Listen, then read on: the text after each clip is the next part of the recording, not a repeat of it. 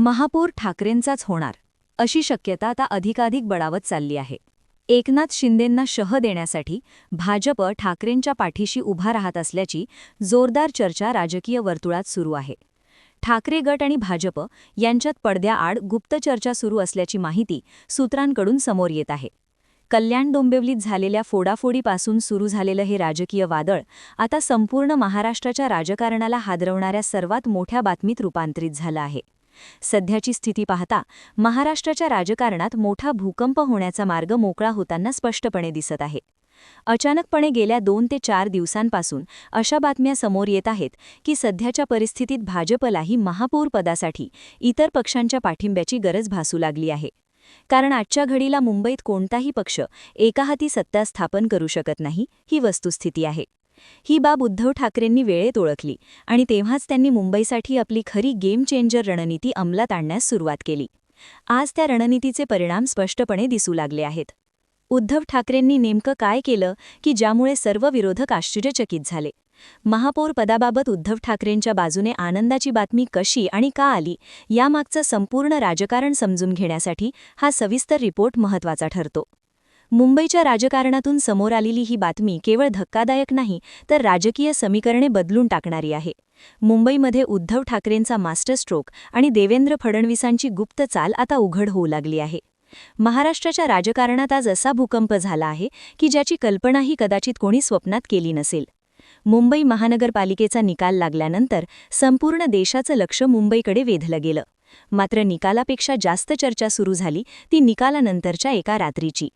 त्या एका रात्रीत मुंबईचं संपूर्ण चित्र पालटलं आणि त्यामागे ठरले उद्धव ठाकरे आणि देवेंद्र फडणवीस. महापौर पदाबाबतची आनंदाची बातमी थेट उद्धव ठाकरेंसाठी समोर येऊ लागल्यानंतर पुन्हा एकदा मुंबई जिंकत आहे उद्धव ठाकरे, असं अनेक जण उघडपणे बोलू लागले आहेत. मुंबईत कुणाची सत्ता आणि कोणाचा भगवा असा प्रश्न विचारला जात असताना उद्धव ठाकरेंची सत्ता आणि उद्धव ठाकरेंचाच भगवा असं उत्तर आता लोक देताना दिसत आहेत.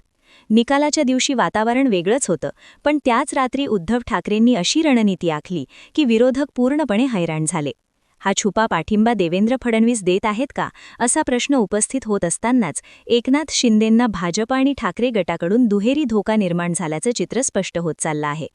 मुंबईच्या राजकारणात बदल हे नेहमीच होत असतात, पण सध्याचा बदल हा अभूतपूर्व आहे. एकीकडे एकनाथ शिंदे विजयाचा दावा करत होते, तर दुसरीकडे उद्धव ठाकरेंनी शांतपणे आपला खेळ फिरवला. सर्वात धक्कादायक वळण म्हणजे देवेंद्र फडणवीस आणि उद्धव ठाकरे यांच्यात झालेल्या गुप्त चर्चेची कुजबूज. फडणवीसांनी चाणक्य नीती वापरून शिंदेंना वाऱ्यावर सोडलं आहे का, अशी चर्चा उघडपणे रंगू लागली आहे. सध्याचं वातावरण पुन्हा एकदा उद्धव ठाकरेंकडे झुकत चाललं आहे. शिंदेंना धक्का बसत असताना उद्धव ठाकरे विजयाच्या तयारीत दिसत आहेत. येणारे पुढचे 48 तास अत्यंत महत्त्वाचे ठरणार आहेत. जर या काळात उद्धव ठाकरेंचा महापौर जाहीर झाला तर त्यात आश्चर्य वाटण्याचं काहीच कारण राहणार नाही. भाजप आणि ठाकरे गट समन्वय साधत असल्याचं चित्र उघड होत आहे. काँग्रेसचा सुपडा साफ होण्याची शक्यता, शिंदे गटाला बसणारा मोठा धक्का आणि नगरसेवकांच्या संभाव्य फोडाफोडीच्या बातम्या या सगळ्यांनी वातावरण अधिक तापवलं आहे. 15 ते 20 नगरसेवक कोणत्याही क्षणी ठाकरे गटात प्रवेश करू शकतात, अशा बातम्यांनी राजकीय वर्तुळात खळबळ उडवलीय. भाजपचा उघड किंवा छुपा पाठिंबा मिळो न मिळो, ठाकरेंनी प्लॅन बी आधीच तयार ठेवलेला आहे. तो प्लॅन अंमलात आला तर ठाकरे गटाला कोणीही रोखू शकणार नाही. आदित्य ठाकरे, उद्धव ठाकरे, देवेंद्र फडणवीस आणि राज ठाकरे यांच्यातील संभाव्य बैठकीच्या चर्चांनी देखील या राजकारणाला वेगळंच वळण दिलं आहे. 2014 नंतर अनेकांना वाटलं होतं की उद्धव ठाकरेंची शिवसेना संपली, पण 2026च्या BMC निवडणुकीत ठाकरेंनी जे करून दाखवलं ते राजकीय इतिहासात नोंदवण्यासारखे आहे. मुंबईच्या गल्ल्याबोळात शिवसैनिक पुन्हा पेटून उठले आहेत. वरळीपासून दहिसरपर्यंत आणि मानखुर्दपासून मुलुंडपर्यंत ठाकरेंच्या मशाल चिन्हाने विरोधकांचे बालेकिल्ले हादरवले आहेत. भाजप 89 जागांसह सर्वात मोठा पक्ष असतानाही सत्ता स्थापनेचा खेळ इथेच अडकल्याचं दिसत आहे. फडणवीसांचा एक फोन कॉल शिंदे गटात खळबळ उडवतो आणि एका रात्रीत संपूर्ण चित्र बदलतं. शिंदे गटाचे खासदार, काँग्रेसचे नेते सगळेच हादरलेले दिसत आहेत. सूत्रांच्या माहितीनुसार भाजपने आता शिंदेंपेक्षा ठाकरेंना अधिक महत्त्व द्यायला सुरुवात केली आहे. मुंबईत ठाकरेच ठाकरे हा संदेश भाजपला देखील मिळाल्याचं बोललं जात आहे. येणाऱ्या विधानसभा निवडणुका आणि मराठी मतदारांचा रोष लक्षात घेता ही रणनीती आखली जात असल्याचं सांगितलं जात आहे. एका रात्रीत 2 मोठे गेम पलटले. पहिला धक्का शिंदे गटाला आणि दुसरा धक्का थेट काँग्रेसला. सत्तेच्या चाव्या पुन्हा एकदा उद्धव ठाकरेंकडे जात आहेत का, हा प्रश्न आता संपूर्ण महाराष्ट्र विचारतो आहे. आता मुंबईवर पुन्हा एकदा कोणाचा भगवा फडकणार याकडे सगळ्यांचं लक्ष लागलं आहे. आता सगळ्यात महत्त्वाचा प्रश्न असा आहे की इतक्या वर्षांनंतर अचानक उद्धव ठाकरेंकडे पुन्हा एकदा सत्तेच्या चाव्या का झुकू लागल्या. यामागे केवळ भावनिक लाट नाही, तर अत्यंत थंड डोक्याने आखलेली रणनीती आहे. उद्धव ठाकरेंनी हे ओळखलं होतं की मुंबईत सत्ता मिळवायची असेल तर केवळ मोठ्या घोषणा पुरेशा नाहीत, तर अचूक वेळ, योग्य माणसं आणि योग्य संदेश हे तिन्ही एकत्र जुळले पाहिजेत. आणि नेमकं तेच त्यांनी केलं. सध्याच्या परिस्थितीत भाजपसमोरही मोठा प्रश्न उभा राहिला होता. एकनाथ शिंदेंवर पूर्णपणे अवलंबून राहून मुंबईत स्थिर सत्ता उभी राहू शकत नाही, हे भाजपच्या वरिष्ठ नेत्यांना आता स्पष्टपणे जाणवू लागलं. शिंदे गटातील अंतर्गत नाराजी, नगरसेवकांची अस्वस्थता आणि सातत्याने बदलणारी निष्ठा या सगळ्यामुळे भाजपला पर्याय शोधणं भाग पडलं. आणि इथेच उद्धव ठाकरेंनी आपली संधी अचूक हेरली. देवेंद्र फडणवीस हे केवळ राजकारणी नाहीत, तर दीर्घकालीन गणित मांडणारे खेळाडू आहेत. त्यांना माहिती आहे की मुंबईत मराठी मतदारांचा विश्वास परत मिळवायचा असेल तर ठाकरे नावाशिवाय पर्याय नाही. त्यामुळे उघड पाठिंबा नसेल तरी छुप्या पातळीवर समन्वय साधण्याची दिशा भाजपने पकडली असल्याचं चित्र हळूहळू स्पष्ट होत आहे. एकनाथ शिंदे यांच्यासाठी ही स्थिती अत्यंत धोक्याची ठरत चालली आहे.